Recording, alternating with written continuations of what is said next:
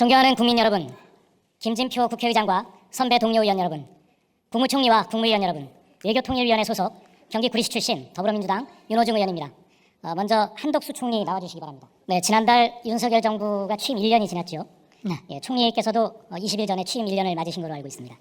지난 1년 우리 세계는 대단한 인류학적인 전환기 사건을 여러 개 맞고 있었습니다.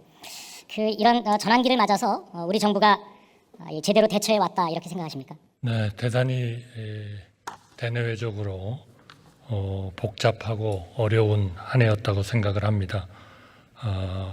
러시아와 우크라이나의 전쟁의 장기화, 미중 간의 경쟁의 심화, 북한의 핵미사일 위협 고도화 등 급변하는 국제 질서 환경 속에서 정부는 자유, 인권, 법치 등 보편적 가치를 공유하는 국가들과 연대를 바탕으로 국익 중심의 실용 외교를 외교 차원에서 추구해 왔다고 생각합니다. 한미 간의 안보, 산업, 과학기술, 문화, 정보 동맹으로 그 관계를 더욱더 공고히 하고 한일 간의 미래지향적 협력 관계를 구축했다고 생각합니다. 인도 태평양 지역과는 교류 및 협력 네트워크를 강화했다고 생각을 합니다. 글로벌 위기 속에서 원전 생태계 복원, 저탄소 경제체제로의 전환, G7 기후 클럽에도 참여를 했습니다. 경제 문제에 있어서는 세계적인 긴축의 기조 하에서 또 각 정부의 재정의 건전한 운영에 그러한 필요성 하에서 마음껏 경제를 확장하고 더욱더 키우는 쪽으로의 그러한 노력은 하기가 어려웠다는 말씀을 솔직하게 드리겠습니다. 오히려 그것보다 물가를 안정시키고 그리고 민생을 안정시키고 또 대내외적으로 위기에 우리 경제가 직면하지 않도록 그러는 과정에서 우리 국민들에게 여러 가지 어려움을 좀 요구하는 그러한 일들도 있었다 이렇게 생각합니다. 네, 저희 판단에는 총평을 다 하실 겁니까? 앞으로 상황은 좀 더 나아질 거라고 생각이 들기 때문에 저희로서는 우리의 미래를 향한 그러한 개혁 과제 또 세계와의 올바른 그러한 관계를 협력하기 위해서 노력해 나가겠습니다. 네, 총리는 그렇게 여러 측면에서 나름대로 노력을 했다 이렇게 말씀을 하고 계신데 국민들의 생각은 그렇지 않습니다. 특히 경제 성적표라고 할 수 있는 우리나라의 올해 경제 성장 예측치는 최악의 예측을 낳고 있습니다. OECD가 전망한 성장률은 1%대 중반까지 내려가고 있죠. 네, 그렇습니다. 잃어버린 30년을 겪었던 일본보다도 낮은 성장률을 기록할 거라고 합니다. 이것은 30여 년 만에 있는 일이기도 하고요. 총리는 과연 정부가 제대로 된 변화에 대처해서 이런 결과가 왔다 이렇게 생각하신다는 겁니까? 저희가 말씀드릴 수 있는 것은 이러한 어려움이 왜 오고 있는가 하는 것을 저희와 내각은 분명히 알고 있습니다. 또 어떻게 하면 이러한 성장률이나 특정 분야에서 좀 더 나은 성과를 낼 수 있는가 하는 것도 저희는 감히 알고 있다 이렇게 생각합니다. 다만 우리의 중장기적인 이런 미래, 좀 더 나은 미래를 위해서 우리가 할 수 있는 정책을 다소 좀 억제하고 인내하고 해야 할 부분들이 있다. 저희는 그렇게 감히 말씀을 드리겠습니다. 경제에 있어서는 내수와 수출이 모두 최악의 상황으로 가고 있는데 특히 이 수출 부문의 경우에는 오늘이 경제 분야 대정부 질문이 아니라서 깊게 말씀을 안 드리겠습니다만 외교 실패의 원인이 대단히 크다고 보여집니다. 윤석열 대통령이 진영 외교, 가치 외교를 내세워서 과도하게 중국, 러시아 등과 적대적인 언사를 함으로써 우리 경제 또 기업에 많은 부담을 준 것이 사실 아닙니까? 그 결과 무역 수지 적자가 심각해지고 있습니다. 과연 중국과의 외교 정책에 있어서 이 디커플링의 방향으로 가고 있는 우리나라의 외교 정책 방향이 옳은 것인지 아니면 다른 나라들이 딜리스킹으로 가고 있는데 그것이 옳은 것인지 어떻게 판단하십니까? 저희는 한 번도 중국과 디커플링을 해야 된다고 그러한 정책을 추진한 바가 없습니다. 왜냐하면 중국은 우리에게는 굉장히 경제적으로 중요한 관계를 가지고 있는 국가이고 서로를 존중하고 그리고 상호주의의 원칙에서 또 서로의 국익을 위해서 성숙하고 좋은 관계를 유지해야 된다 이렇게 생각을 합니다.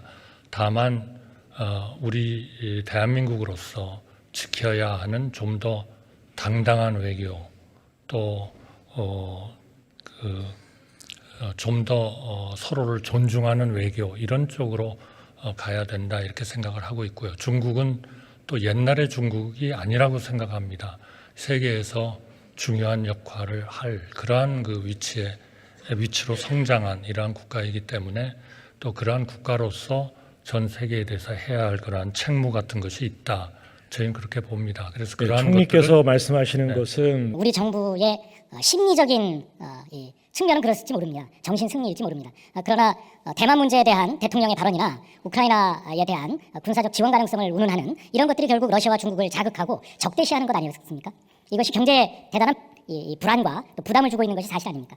저희는 경제에 대한 영향은 그러한 쪽에서 왔다고 보지는 않습니다. 중국의 경우에는 그동안에 좀 더 과도한 이런 코로나에 대한 대응으로 인한 봉쇄 정책이라든지 이런 것들이 있었고 그러한 정책을 지금 전환한 지가 한 5, 6개월 정도입니다. 그렇기 때문에 우리가 중국의 당당한 그러한 외교를 추진하는 과정에서 중국이 세계에서 기여하기를 원하는 그러한 분야가 분명히 있습니다만 대한민국으로서는 중국과 디커플링을 할 그러한 그 정책이나 그러한 생각은 없고 좋은 그러한 그 관계, 좀 더 성숙한 관계를 가져가겠다. 대통령의 언론 인터뷰들이 실수가 아니라 잘한 인터뷰다 이렇게 판단하시는 겁니까? 대통령님의 말씀은 사실은 전 정부에서도 대만 해협에 있어서의 평화와 안정은 이 동북아 평화와 안정을 위해서 중요하다 하는 말씀을 하셨고요. 또 힘에 의한 현상 변경 문제에 대해서 이 한미일이 적극 대응해야 된다는 말씀하지 않으셨습니까? 그거는 이 일종의 현상 변경을 힘으로써 하지 않는다는 것은 저는 우리의 그 UN 헌장에서 얘기하는 하나의 원칙이라고 생각을 합니다. 우리가 그러한 원칙을 기자들의 질문에 대해서 우리 대한민국으로서 떳떳하게 그러한 그 원칙을 얘기하는 것은 저는 뭐 크게 잘못된 것은 아니다 이렇게 생각합니다. 대한민국만 외톨이가 되고 있습니다.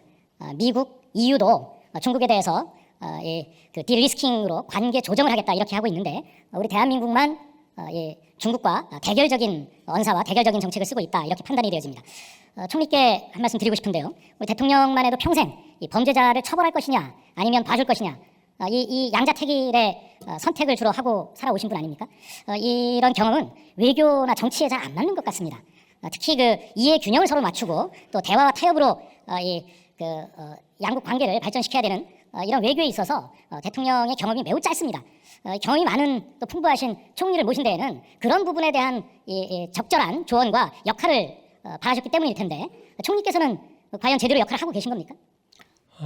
우선 대통령께서 그런 외교의 범위를 넓히신 것을 보면 취임 후에 나토 회의에 참석을 하셔서 나토의 그런 멤버들과 충분한 그런 교류를 가지고 계시고요. 또 G7에도 참석을 하셨고 또 G20 회의에서는 시진핑 주석과도 양자 회담을 가지셨고 제가 그 에이펙 회의에 가서 시진핑 그 주석을 잠깐 뵀을 때에도 대통령과 좋은 대화를 했다 하는 말씀을 저한테 특별히 하시는 걸 들었습니다. 저로서도 우리가 세계 속에서의 위치를 좀 더 공고히 하고 경제적으로 외교적으로 더 발전하기 위해서 이러한 국가들과 필요한 그러한 그 관계를 유지해야 된다 이렇게 생각을 합니다. 또 그렇게 대통령께서 하시도록 제가 할 수 있는 일이 있으면 하겠습니다.